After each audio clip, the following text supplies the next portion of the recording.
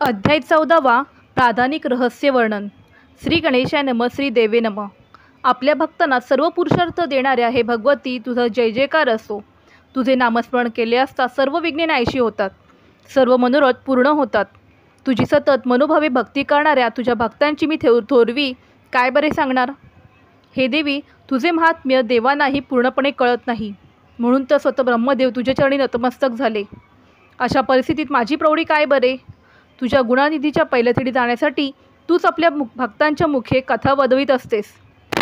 मागील अध्यायात देवीने सुरत राजा व समाधी वैश्य यांना वरदान दिल्याच्या कथा सांगितल्या. आता प्राधानिक रहस्य सांगतो. सुरत राजा व समाधी वैश्य यांनी देवीची 3 वर्ष मनोभावे आराधना केली. प्रसन्न झालेल्या देवीने सुरथला राज्य मिळवून दिले, वैश्याला परमज्ञान दिले, त्यामुळे दोघे धन्य झाले. असे बोलून शौनदिक ऋषी सुतांना म्हणाले, ही कथा आम्ही ऐकली आहे, तरीसुद्धा देवीची आराधना कशी करावी ही शंका आमच्या मनात आहेतच, म्हणून कृपा करून आमची शंका दूर करावी. शौनदिकांनी असे विचारले असता सूत म्हणाले, अशीच शंका पूर्वी सुरताने मेधा ऋषींना विचारली होती. सुरत राजा म्हणाला, ऋषीवर्य, आपण चंडिकेच्या 8 अवतारांच्या कथा सांगितल्या आहेत. आता या अवतारांच्या कथा प्रधान प्रकृतीचे निरूपण करावे. मी आपल्या चरणी शरणागत आहे. देवीच्या ज्या स्वरूपाची ज्या विधीने आराधना करायला हवी ते मला सर्व सविस्तर असे सांगावे. मेधा ऋषी म्हणाले, राजा, हे रहस्य अत्यंत गोपनीय आहे. कधीही कुणाला ते सांगू नये. परंतु तू माझा भक्त आहेस म्हणून मी तुला सांगू नये, तुझ्यापासून लपून ठेवावे असे माझ्याजवळ काहीही नाही. हे राजा, प्रथम रहस्यात पराशक्ती महालक्ष्मीच्या स्वरूपाचे प्रतिपादन केले आहे. महालक्ष्मीच्या देवीची सर्व विकृतींची प्रधान प्रकृती आहे, म्हणूनच याला प्राकृतिक किंवा प्राधानिक रहस्य असे म्हणतात.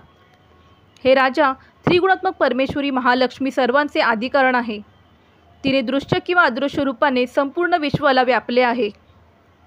हे राजा, तिने आपल्या 4 हातात महाळुंग, गदा, खेट म्हणजेच ढाल व पानपत्र धारण केले असून आपल्या मस्तकावर नाग, लिंग व योनी या वस्तू धारण केल्या आहेत. तिची कांती तप्त सुवर्णाप्रमाणे असून तिचे अलंकारही तप्त सुवर्णांचे आहेत. तिने आपल्या तेजाने शून्य जग परिपूर्ण केले आहे. सगळे जग शून्य आहे असे पाहून या महालक्ष्मीने केवळ तमोगुण रूपात उपाधीन दुसरे एक उत्कृष्ट रूप धारण केले आहे. ते रूप एका स्त्रीच्या रूपात प्रकट झाले. तिच्या शरीराची कांती काजळासारखी काळ्या रंगाची होती. तिचे मुख दाढांनी सुशोभित होते. डोळे मोठे व कमर बारीक होती. तिच्या 4ही हातात ढाल, तलवार, पानपत्र व मुंडके होते. तिने आपल्या छातीवर कबंधमाला म्हणजे हलणाऱ्या धडांच्या माला व मस्तकावर नररुंड माला धारण केली होती. अशा स्वरूपात प्रकट झालेली ती तामसी देवी महालक्ष्मीला म्हणाली, माते, तुला माझा नमस्कार असो. तू मला माझे नाव सांग व मी काय करावे आणि माझे कर्म कोणते ते तू मला सांग. महालक्ष्मी म्हणाली, मी तुला तुझे नाव सांगते व तू कोणते कार्य करायचे हे देखील सांगते. महामाया, महाकाली, महामारी, श्रुधा, तृष्णा, हाव, निद्रा, तृष्णा म्हणजे तहान, एकवीरा, कालरात्री व दुरतया ही तुझी 10 नावे आहेत. तुझी नावे सर्व जगांमध्ये कर्माने स्पष्ट होतील. ही तुझी नामकर्मे जाणून जो त्यांचा पाठ करील त्याला सुखांची प्राप्ती होईल. मेधा ऋषी म्हणाले, हे राजा, महालक्ष्मीने महाकालीला असे सांगून अत्यंत शुद्ध व सत्वगुणांनी दुसरे एक रूप धारण केले. ते चंद्रासारखे गोरे होते. त्या श्रेष्ठ स्त्रीने आपल्या हातात रुद्राक्षमाला, अंकुश, वीणा व पुस्तक धारण केले होते. महालक्ष्मी तिची नावे तिला सांगितली. ती म्हणाली, महाविद्या, महावाणी, भारती, वाक, सरस्वती, आर्या, ब्राह्मी, कामधेनू, वेदगर्भा, धीश्वरी म्हणजे बुद्धीची स्वामिनी ही तुझी 10 नावे आहेत. मग महालक्ष्मी महाकालीला व महासरस्वतीला म्हणाली, देवीनो, तुम्ही दोघी आपल्या गुणांना योग्य असे कन्यापुत्र निर्माण करा. महालक्ष्मीने त्या दोघींना असे सांगून प्रथम स्वतः स्त्री पुरुषाची एक जोडी कन्यापुत्र उत्पन्न केली. मग महालक्ष्मीने पुरुषाला ब्रह्मा, विधी, विरंची व धाता अशी नावे ठेवली. स्त्रीला श्रीपद्या, कमला, लक्ष्मी अशी नावे ठेवली. मग महाकालीने व महासरस्वतीने एक कन्यापुत्र जोडी उत्पन्न केली. त्याचे रूप आणि नावेही सांगते. महाकालीने नीलकंठ, लालभुजा, धवल शरीर आणि मस्तकावर मुकुट धारण करणारा पुरुष म्हणजे महादेव व गौर रंगाची स्त्री म्हणजे सरस्वती यांना जन्म दिला.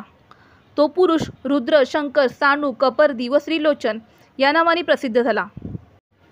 स्त्री त्रयी विद्या कामधेनू भाषा अक्षरा व स्वरा या नावाने प्रसिद्ध झाली.